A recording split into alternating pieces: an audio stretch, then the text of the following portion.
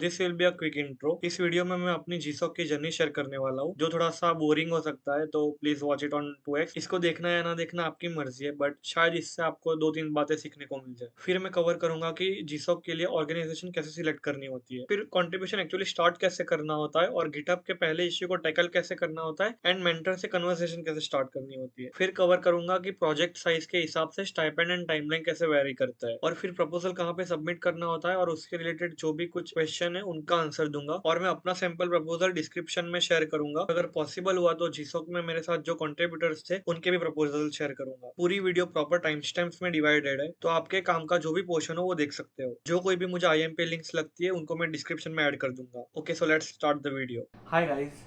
इस वीडियो में मैं अपनी जर्नी शेयर करने वाला हूँ कि मैंने जीसॉक कैसे क्रैक किया। मैं ये वीडियो इसलिए बना रहा हूँ क्योंकि मैंने यूट्यूब पे कई सारे वीडियोस देखे जीसॉक के बारे में। उनमें जो लोग भी जीसॉक क्रैक करते हैं या तो फिर आईआईटी से, एनआईटी से या फिर किसी अच्छी कॉलेज से होते हैं, तो एक ऐसी वाइब आती है कि क्या स्मार्ट लोग ही जीसॉक कर पाते हैं, क्या इसके लिए मतलब आपको आईआईटी या फिर एनआईटी से होना पड़ेगा। एक थोड़ी सी डिमोटिवेटिंग वाइब आती है, बट एक्चुअली में ऐसा कुछ नहीं है। जीसॉक कोई भी क्रैक कर पाता है अगर आपके पास जीसॉक कोई भी क्रैक कर सकता है अगर उसके पास अच्छी स्किल्स हो तो। एंड इसके लिए कुछ स्टेप्स होते हैं प्रॉपर जो फॉलो करने होते हैं। मेन थिंग इज कि आप अपनी सिचुएशन को कैसे एनालाइज करते हो और कौन से प्रॉपर स्टेप्स लेते हो। तो इस वीडियो में मैं अपनी जर्नी शेयर करूंगा कि from the start to the end मैंने क्या स्टेप्स लिए, मैंने अपनी सिचुएशन के हिसाब से क्या डिसीजन लिया।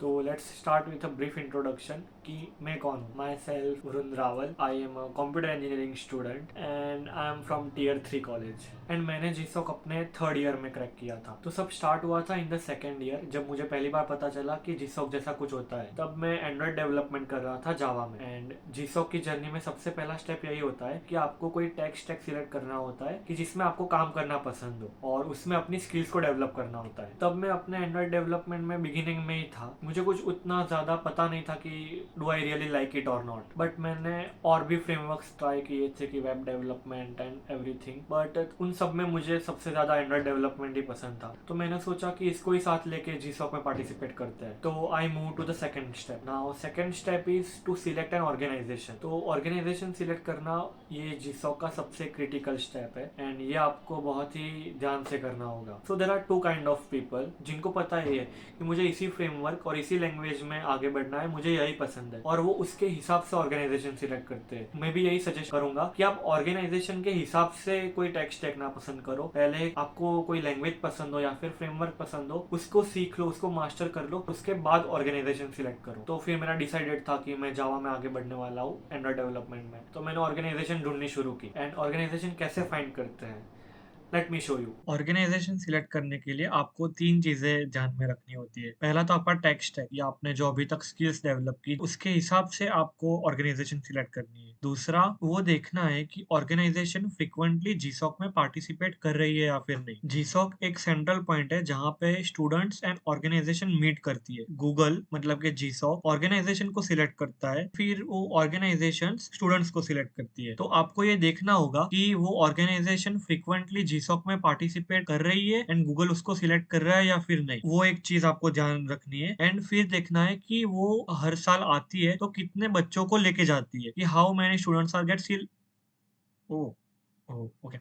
तो how many students are getting select, वो आपको देखना है। इसको प्रैक्टिकली कैसे करना है मैं दिखाता हूँ। ये एक वेबसाइट है जो आपको ऑर्गेनाइजेशन सिलेक्ट करने में हेल्प करेगी। मैंने भी यहीं से अपनी ऑर्गेनाइजेशन ढूंढी थी। इसका लिंक मैं आपको डिस्क्रिप्शन में दे दूंगा। तो यहाँ पे सारे फिल्टर्स है जिसको आप सिलेक्ट कर सकते हो और उसके हिसाब से ये फीड पूरी चेंज होगी। तो let's take an example and इससे आपको समझ आ जाएगा। मान लीजिए कि आप वेब डेवलपमेंट कर रहे हैं और आपको वो पसंद है। यहाँ पे कैटेगरीज में, यहाँ से आप वेब डेवलपमेंट में जावास्क्रिप्ट कर रहे होंगे, रिएक्ट, नोड जेएस एंड ऐसे आपने मतलब जो आपको टेक्नोलॉजीज आती है वो सिलेक्ट कर दी। फिर आपने यहाँ से टॉपिक में आपने वेब सिलेक्ट कर लिया कि हाँ मुझे वेब में इंटरेस्ट है। फिर आपको देखना है कि आपको क्या चाहिए। एंड यूजर एप्लीकेशन जो हम लोग यूज करते हैं, ये वेबसाइट पूरी एक एंड यूजर एप्लीकेशन हो गई, मैं उसका यूजर हूँ। फिर development tools like VS code एक डेवलपमेंट टूल है और उसके हिसाब से आप सभी कैटेगरी सिलेक्ट कर सकते हो। और अभी मान लेते हैं कि आपको एंड यूजर एप्लीकेशन में इंटरेस्ट है। सो इस तरह से हमारे पास आखिर में कुछ 13 ऑर्गेनाइजेशन बचती है। तो ऐसे हम फिल्टर लगाएंगे। ये क्या हुआ कि आपने अपने इंटरेस्ट के हिसाब से, अपनी स्किल्स के हिसाब से ऑर्गेनाइजेशंस को कैटेगराइज कर दिया। अब बारी आती है ये चेक करने की कि ऑर्गेनाइजेशन जीसॉक में फ्रिक्वेंटली आ रही है या फिर नहीं। तो वो कैसे चेक करेंगे? तो यहाँ पे आप देख सकते हो कि मैं जिस ऑर्गेनाइजेशन में काम कर रहा था, ओसी, वो ऑर्गेनाइजेशन 2017, 18, 19, 20, 21 ये सभी सालों में जीसॉक में पार्टिसिपेट कर रही है। मतलब कि ये फ्रिक्वेंटली जीसॉक में आ रही है। ये ऑर्गेनाइजेशन सिर्फ एक बार आई थी, तो उसके 2025, 26 में आने के चांसेस कम लग रहा है। ये भी एक बार आई थी और फिर से नहीं आई। आपको ऐसे ऑर्गेनाइजेशन को देखना है और देखना है कि कौन सी ऑर्गेनाइजेशन फ्रिक्वेंटली जीसॉक में आ रही है। एंड लास्ट में आपको देखना है कि वो कितने स्टूडेंट्स को लेके जा रही है। वो कैसे चेक करेंगे? अब मैं इस पे क्लिक करूंगा तो इससे ऑर्गेनाइजेशन स्पेसिफिक पेज खुल जाएगा जहां पे उसकी इन डिटेल सब कुछ इन्फॉर्मेशन दी होगी। और यहाँ पे आप देख सकते हो एक चार्ट है। 2017 में ये 13 प्रोजेक्ट हुए थे, तो मतलब कि 13 बच्चों को ये लेके जा रही थी। फिर 2018 में 13, 18 एंड ऐसे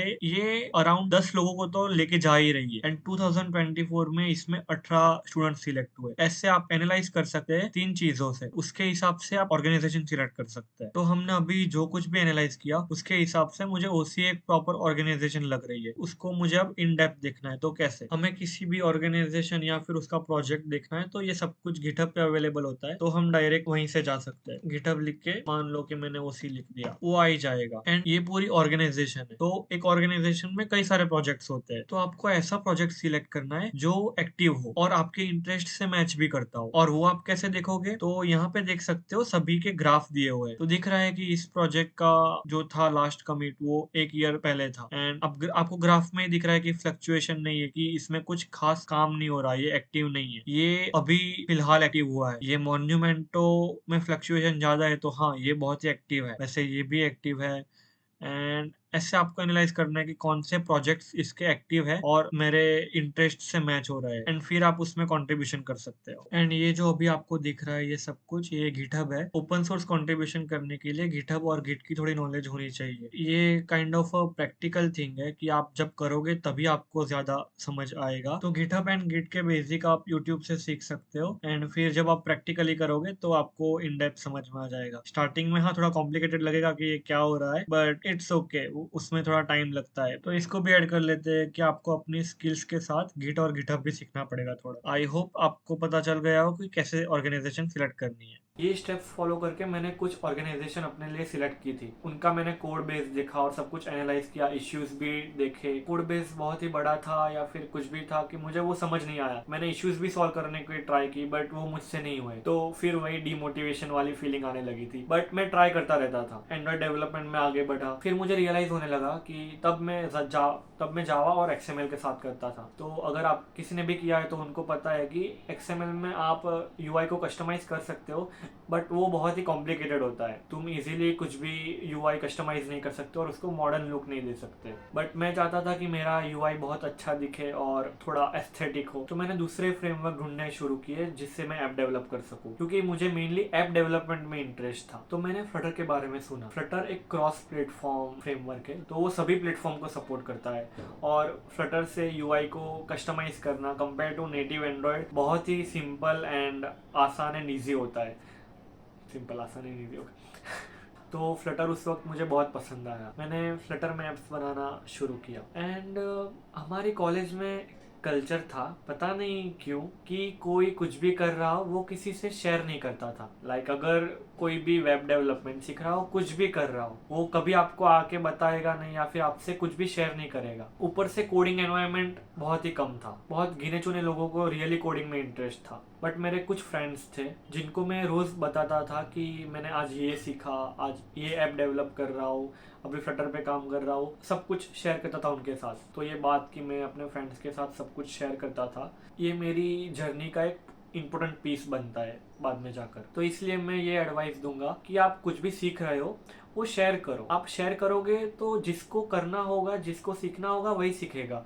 इससे कंपटीशन नहीं बढ़ने वाली। जिसको करना होता है वही करता है, जिसको नहीं करना होता वो आप कुछ भी कर लो वो नहीं करने वाला। तो एक कोडिंग एनवायरनमेंट बनाओ अपने आसपास और शेयर करो सब कुछ, अपने फ्रेंड्स की हेल्प करो। तो एक दिन मुझे एक बंदे का कॉल आया और उसने बोला कि bro are you doing app development. मैंने बोला हाँ। तो उसने बोला कि तेरे किसी फ्रेंड ने मुझे रिफर किया है कि तू ऐप डेवलपमेंट कर रहा है, so we are making one team for our GDSC club. अब जिसको GDSC नहीं पता, वो इसका मीनिंग होता है गूगल डेवलपर स्टूडेंट क्लब। तो उसमें कॉलेज के कुछ स्टूडेंट्स एक ग्रुप बनाते हैं, एक टीम बनाते हैं, जो कॉलेज में सेमिनार्स, वर्कशॉप, ऐसी इवेंट्स ऑर्गेनाइज करती है और कोडिंग एनवायरनमेंट को प्रमोट करती है। उसने मुझसे पूछा कि we are making this team, मुझे ज्वाइन करना है या फिर नहीं as a app development lead. ये बहुत ही अच्छी अपॉर्चुनिटी थी, तो मैंने बोला हाँ क्यों नहीं। फिर मैं उस टीम में ज्वाइन हो गया। इस क्लब में मैं ऐप डेवलपमेंट लीड था, ऐसे web development, technical lead, cloud computing, AIML and ऐसे सारे लीड्स होते थे। तो ये ऐसे लोगों का ग्रुप था कि जिसमें कोई ना कोई कुछ ना कुछ कोडिंग का कर रहा था। तो एक कोडिंग जो एनवायरनमेंट मिलना चाहिए वो मुझे मिला। तो एक दिन हम सभी, हमारा एक सेमिनार था, तो वो कंप्लीट करके बाहर खड़े थे और किसी ने पूछा कि are you guys participating in Hacktoberfest. अब जिनको हैक्टोबर फेस्ट नहीं पता, तो हैक्टोबर फेस्ट एक ओपन सोर्स कंट्रीब्यूशन प्रोग्राम ही है जो अक्टूबर में होता है और उस 1 मंथ में आपको कुछ 4 ओपन सोर्स कंट्रीब्यूशन करने होते हैं। तो मैंने घर आके अक्टूबर फेस्ट के लिए रजिस्टर कर दिया। अब उसमें ऐसा होता है कि आप कहीं पर भी जेन्युइन 4 कंट्रीब्यूशन कर सकते हो अपने, बट मैं ऐसा कुछ चाहता था कि मैं एक तीर से 2 निशान लगाऊं। तो मुझे कोई ऐसी ऑर्गेनाइजेशन चाहिए थी कि जिसमें मैं कंट्रीब्यूशन करूं तो वो GSOC में भी इंक्लूड होती हो और अक्टूबर फेस्ट में भी। अब मेरा फ्रेमवर्क चेंज हो चुका था, मैं फ्लटर पे शिफ्ट हो गया था। मैं ऑर्गेनाइजेशन सर्च कर रहा था एंड मुझे OC दिखा एंड उसमें रेजोनेट प्रोजेक्ट दिखा। रेजोनेट एक सोशल मीडिया एप्लीकेशन है जिस पर मैंने अपने GSOC के टाइम पे कंट्रीब्यूशन किया। तो उसका कोड बेस मैंने देखा और मुझे सब कुछ समझ आने लगा। तो मुझे लगा कि हाँ, इसमें कंट्रीब्यूशन कर सकते हैं। एंड फिर मैंने देखा कि ये अक्टूबर फेस्ट में भी पार्टिसिपेट कर रही है। फिर मैंने उसको प्रॉपर्ली एनालाइज किया, वो फ्रिक्वेंटली GSOC में आ रही है या फिर नहीं, और आ रही है तो कितने लोगों को ले जा रही है। मैंने सब कुछ चेक किया and it was perfect organisation for me. फिर मैंने उसमें कंट्रीब्यूशन करने का सोच लिया, उसके कुछ इश्यूज देखे and how I did my first contribution, late me show you. तो किसी भी प्रोजेक्ट का गिटहब रिपो ऐसा दिखता है जहाँ पे ये पूरा कोड बेस है। ये एक एप्लीकेशन थी, तो ये पूरा उसका एप्लीकेशन का कोड है। और फिर ये जो आपको दिखता है वो रीडमी फाइल है जहाँ पे सारी इंस्ट्रक्शन लिखी होती है कि ये ऐप इस किसके बारे में, क्या फीचर्स है, कौन सी टेक्नोलॉजी है, और इसमें आपको कंट्रीब्यूशन करना है तो कंट्रीब्यूशन कैसे कर सकते हैं इसमें, ये सब कुछ यहाँ पे मेंशन किया होता है। ये एक रीडमी फाइल होती है। आप देख सकते हैं यहाँ पे सब कुछ कंट्रीब्यूशन के लिए लिखा हुआ है। ये कंट्रीब्यूशन गाइडलाइंस है। कोई भी जो डेवलपर कंट्रीब्यूशन करना चाहता है वो पहले ये सभी गाइडलाइंस के थ्रू जाता है और सब कुछ थरली पढ़ता है कि कैसे करना है। फिर आता है कि अब कंट्रीब्यूट करना है, तो कंट्रीब्यूशन कहाँ पे करोगे, कुछ इंप्रूवमेंट करोगे, कोई इश्यूज हो गए, कोई बग्स हो गए तो उनको सॉल्व करना होता है, वही आपका एक कंट्रीब्यूशन हुआ। तो सब कुछ इश्यू एंड बग्स, इंप्रूवमेंट, सब कुछ ये इश्यू वाले टैब में होता है, ये जहाँ पे सब कुछ मेंशन किया होता है। तो करंटली यहाँ पे 9 इश्यूज ओपन है। यहाँ से फिल्टर भी कर सकते हैं कि किसी को असाइन किया हुआ है या फिर नहीं, कोई इस पर वर्क कर रहा है या फिर नहीं। नो असाइनेज में ऐसे इश्यू आएंगे जो किसी को भी असाइन नहीं किए होंगे, तो उसमें जाकर आप खुद पूछ सकते हो मेंटोर से कि ये इश्यू मुझे असाइन करो। तो मैंने कैसे किया था, तो मेरे टाइम पे एक इश्यू था थीम के रिलेटेड, मैं आपको दिखाता हूँ। ये सारे क्लोज्ड इश्यूज है, जो मतलब कि जो इश्यू थे बट उनको सॉल्व कर दिया है और अब सब कुछ प्रॉपर वर्क कर रहा है। तो यहाँ से आप फिल्टर भी कर सकते मैंने जो इश्यू सॉल्व किए है वो कौन सा है। मैंने इतने इश्यू सॉल्व किए हैं, उसमें सबसे पहला इश्यू था, जहां तक मुझे याद है कि ऐसा इश्यू था, ये एप्लीकेशन डार्क थीम में अवेलेबल थी बट उनको लाइट थीम में भी चाहिए थी। तो यहाँ पे मेंटर ने सब कुछ मेंशन किया हुआ है कि उनकी रिक्वायरमेंट्स क्या है। आपने ये देखा और आपको लग रहा है कि हाँ, ये इश्यू, ये बग, ये इम्प्रूवमेंट कुछ भी हो, ये मैं सॉल्व कर सकता हूँ, इसको टैकल कर सकता हूँ। तो अब मेंटर को अप्रोच कैसे करना है, पूछना कैसे है कि ये इश्यू मुझे असाइन कर दो। अगर ये इश्यू किसी और को ऑलरेडी असाइन किया हुआ है एंड वो एक्टिवली इसको सॉल्व कर रहा है, तो आपको इसको टच नहीं करना है, तो आपको दूसरा कोई इश्यू सॉल्व करना है। मेरे से पहले आके भी किसी ने पूछा था कि वो ये इश्यू लेना चाहता है कि I would like to take this up, but यहाँ पे इसने गलती ये की कि इसने सिर्फ इतना लिख दिया, अपना ना तो इंटरेस्ट शो किया और कुछ भी ऐसा प्रूफ नहीं दिया कि ये इश्यू को सॉल्व कर सकता है या फिर नहीं। इतना इजीली नहीं हो जाता सब कुछ। आपको सामने वाले को बताना पड़ता है कि आप क्या कैपेबल हो और आपका क्या अप्रोच होगा इसको सॉल्व करने का। ऐसा कुछ करना पड़ता है कि जिससे मेंटर आप पर ट्रस्ट करे। ऑब्वियसली ये एप्लीकेशन है, तो कोई भी आप कुछ भी सॉल्व करने को नहीं दे देगा। आपको प्रूफ देना होगा कि हाँ, मैं ये सॉल्व कर सकता हूँ एंड मैंने ऐसा कुछ पहले किया था, और उसको मतलब आपको उनको जस्ट बिलीव कराना है कि हाँ, मैं ये इश्यू सॉल्व करने के काबिल हूँ। समझ आ गया? तो मैंने कैसे टैकल किया कि मैंने भी वही लिखा कि हाँ, मुझे ये लेना चाहिए, बट मैंने अपना अप्रोच बताया। मैं ऐसे 2 स्क्रीन क्रिएट करूँगा, फिर ऐसे सब कुछ मैनेज करूँगा, ये बटन कहाँ पे जाएगा, तो मैंने सब कुछ फ्लो दिखाया कि कहाँ क्या होगा, कैसे मैं अप्रोच लूँगा एंड एवरीथिंग। एंड फिर मैंने उनको बता दिया कि I am ready from my side, अगर आप रिप्लाई करोगे तो मैं तुरंत ही काम करना शुरू कर दूँगा। तो यहाँ पे आप देख सकते हो कि मैंने एफर्ट्स डाले हैं। मैंने उनको अप्रोच बताया है और ट्रस्ट दिलवाया कि नहीं, मैं ये कर सकता हूँ और मैं जेन्युइनली इस प्रॉब्लम को सॉल्व करने में इंटरेस्टेड हूँ। तो फिर मेंटर ने मुझे ये इश्यू असाइन कर दिया, और फिर आपको इसके रिलेटेड जो कोई भी क्वेश्चन है वो भी आप उनको पूछ सकते हो। आप यहाँ पे चैट कर सकते हो कि क्या होना चाहिए और क्या नहीं, और मेंटर भी आपको थोड़ा-थोड़ा गाइड करेगा। आपने कुछ चेंजेस किए, उसमें उनको अगर कुछ और रिक्वायरमेंट्स चाहिए तो वो भी वो मेंशन करेगा। तो आपका पूरा एक चैटिंग होगा यहाँ पे, और उसके हिसाब से आप इश्यू को सॉल्व करोगे। एक और भी मैं इश्यू दिखाता हूँ कि जो मैंने सॉल्व किया हो, तो आपको बेटर आइडिया आए। तो ये है दूसरा एग्जांपल। यहाँ पे इश्यू का टाइटल होता है जिससे आपको थोड़ा आइडिया लगेगा, और जिसने भी इश्यू रेज किया होगा उसने अपनी डिस्क्रिप्शन दी होगी कि एग्जैक्टली इश्यू क्या है। फिर यहाँ पे कोई एक और भी बंदा है जो इस पे काम करना चाहता है, तो उसने भी अच्छे से एक्सप्लेन किया है कि ये कर सकते हैं, एंड उसने पूछा भी है कि हाँ, मुझे इस पे काम करना है, बट उसने इस पर अभी तक काम शुरू नहीं किया है। तो मैंने भी मेंशन किया कि I did like to work on this. मैंने ऐसा सिमिलर ही अपने प्रोजेक्ट में बनाया है, जो प्रोजेक्ट बनाया था उसके स्क्रीनशॉट्स भी ऐड किए, और बताया कि मैंने ऑलरेडी ऐसा कुछ बनाया हुआ है, तो मैं इसे इजीली बना सकता हूँ, और बताया कि मैं और भी फीचर्स ऐड कर सकता हूँ जो भी आप रिक्वेस्ट करो। फिर कई और लोगों ने भी पूछा है कि ये काम करना चाहते हैं। मेंटर ने मुझे असाइन किया क्योंकि मैंने उनको बोला, उनको ट्रस्ट दिलाया कि मैंने ऑलरेडी ऐसी ऐप पे, प्रोजेक्ट पे वर्क किया हुआ है, मैं कैपेबल हूँ ये करने के लिए। फिर से मुझे इश्यू असाइन किया, फिर मैंने उसको सॉल्व करके अपनी पीआर जनरेट कर दी। वो मर्ज भी हो गई। पीआर मतलब पुल रिक्वेस्ट, कि आप किसी भी इश्यू को सॉल्व करोगे तो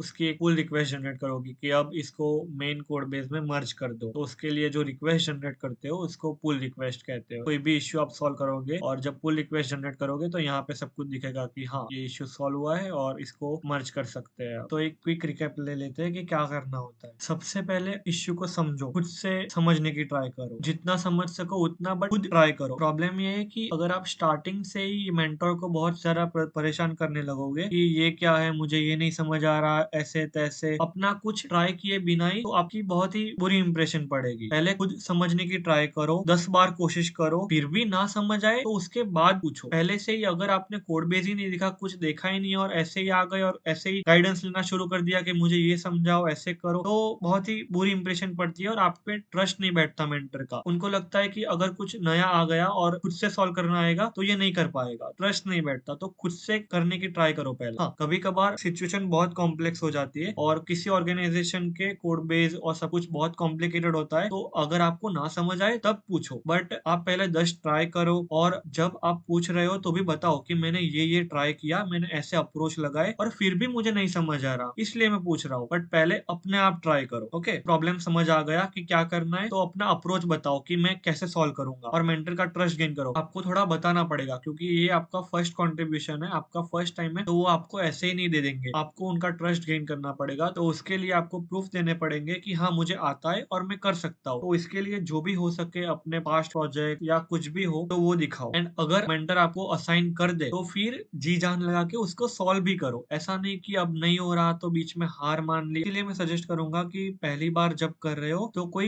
इजी इश्यू सिलेक्ट करो कि जिसपे आपको कॉन्फिडेंस हो कि हाँ, ये तो आप सॉल्व कर ही सकते हो। तो कोई UI related enhancement, improvement, bug कुछ भी हो छोटा मोटा, वो बैकएंड या फिर उनके बग अवॉइड करो, क्योंकि वो लग सकता है कि छोटा है बट कॉम्प्लिकेटेड जा सकता है। अगर आपका फर्स्ट है तो कोई इजी इश्यू ढूंढने की ट्राई करो और उसको सॉल्व करने की ट्राई करो पहले। अगर आपने मेरे भी इश्यू देखे होंगे तो मैंने स्टार्टिंग वाले सारे यूआई के ही इश्यूज को टैकल किया है कि एनहेंसमेंट था कुछ भी, फिर जाके मैंने बैकएंड में कंट्रीब्यूट किया और क्रिटिकल बग्स सॉल्व किए, क्योंकि तब मेंटर का मुझ पे ट्रस्ट हो गया था और मुझे सब कुछ समझ आने लगा। तो पहले इजी और फिर डिफिकल्ट की तरफ ग्रेजुअली बढ़ते जाओ। ओके, तो ये था how to contribute like a pro. तो इस स्ट्रेटजी को फॉलो करके मैंने कुछ 4 कंट्रीब्यूशन कंप्लीट किए जो अक्टूबर फेस्ट में करने होते हैं। अब ओपन सोर्स कंट्रीब्यूशन करने का कॉन्फिडेंस तो पूरा आ गया था, बट जीसॉक जैसे सुना था कि it's very tough and difficult to crack, तो उसमें थोड़ा कॉन्फिडेंस अभी भी कम था। ऊपर से कॉलेज में भी एग्जाम का माहौल था और मुझे स्टडीज एंड एग्जाम्स का थोड़ा स्ट्रेस होता है, तो कंट्रीब्यूशन करने की फ्रीक्वेंसी थोड़ी कम हो गई थी। बट मुझे पता था कि कंट्रीब्यूशन करना टोटली बंद कर दिया तो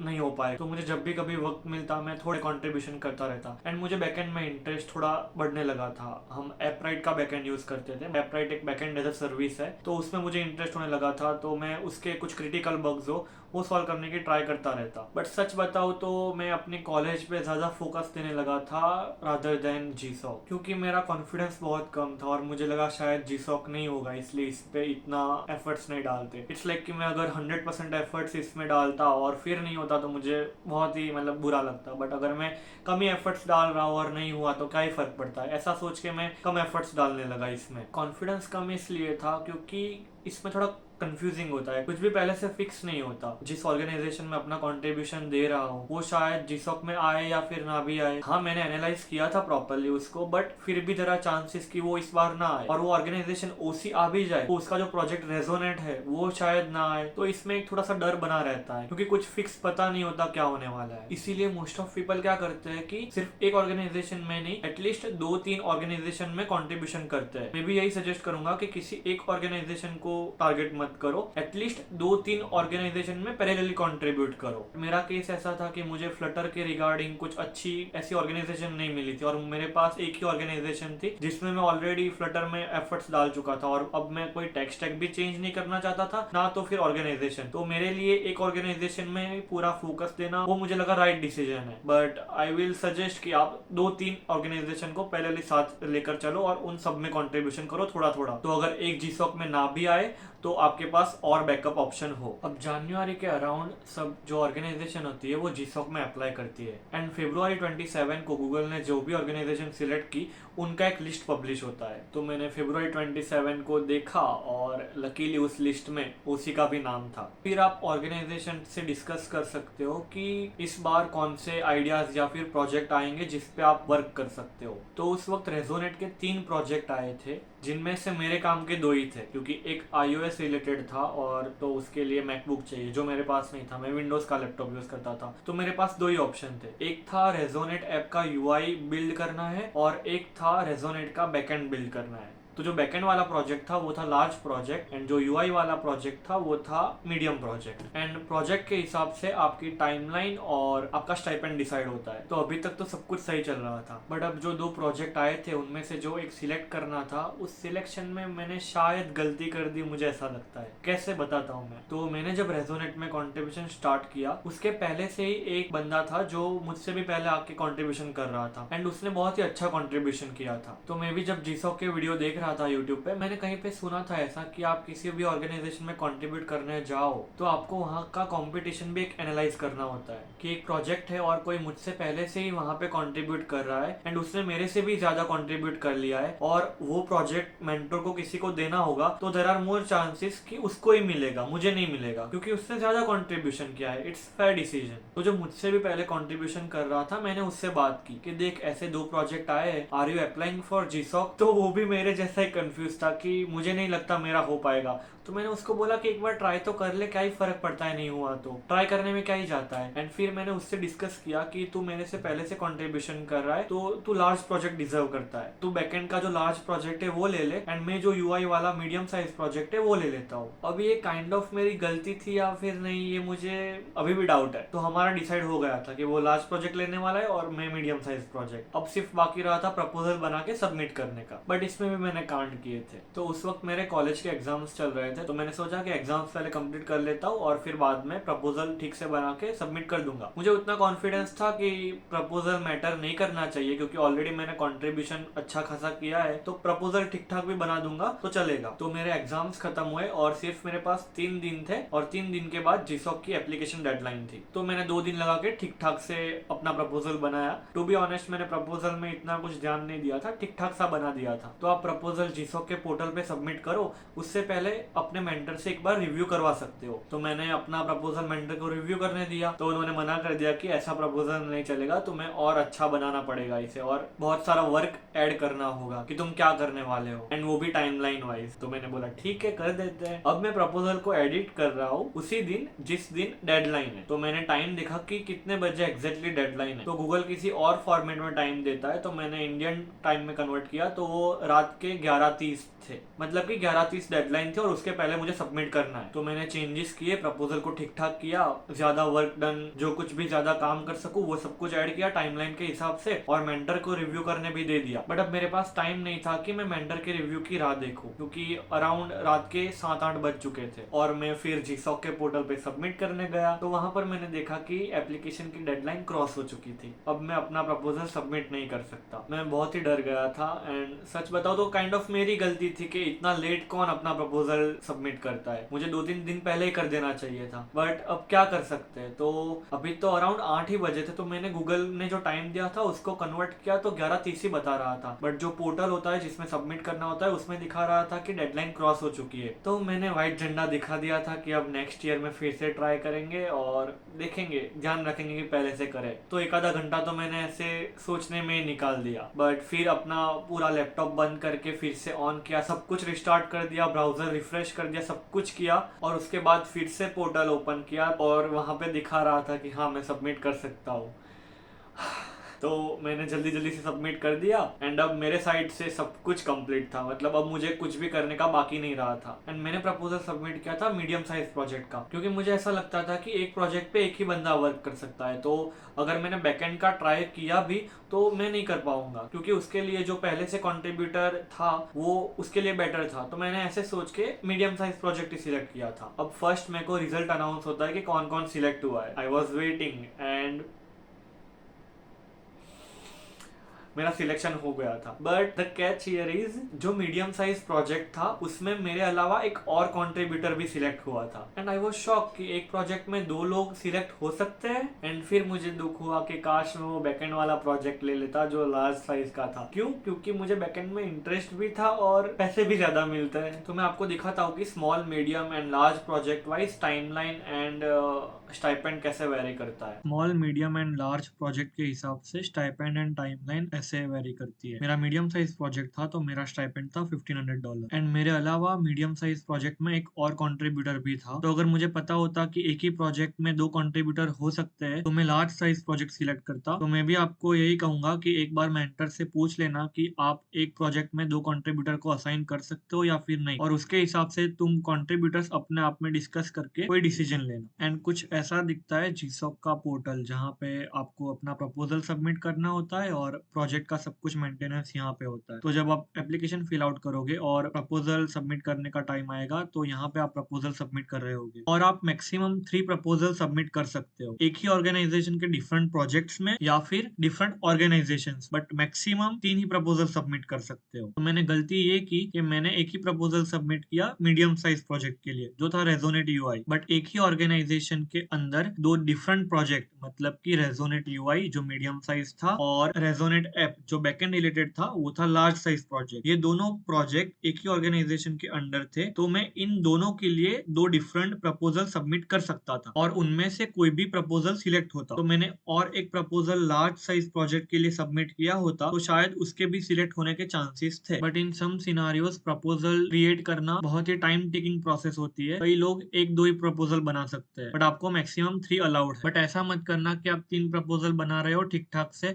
उससे अच्छा एक ही प्रपोजल बनाना बट उसको अच्छे से बनाना। और फिर भी आपके पास टाइम बचे तो डेफिनेटली आपको दूसरे प्रोजेक्ट या फिर ऑर्गेनाइजेशन के लिए प्रपोजल बनाने चाहिए। तो आप वो आपकी सिचुएशन के हिसाब से सोचना कि आपको क्या करना है। और अब बाकी रहा था सिर्फ टाइमलाइन फॉलो करके इसको सक्सेसफुली कंप्लीट करना। तो हाँ वो तो आसान है, क्योंकि फिर आपको मेंटर भी गाइड करते हैं और पूरी ऑर्गेनाइजेशन में मीटिंग्स होती है जिससे आपको पता चलता है कि किस दिन क्या करना है, कैसे फॉलो करना है।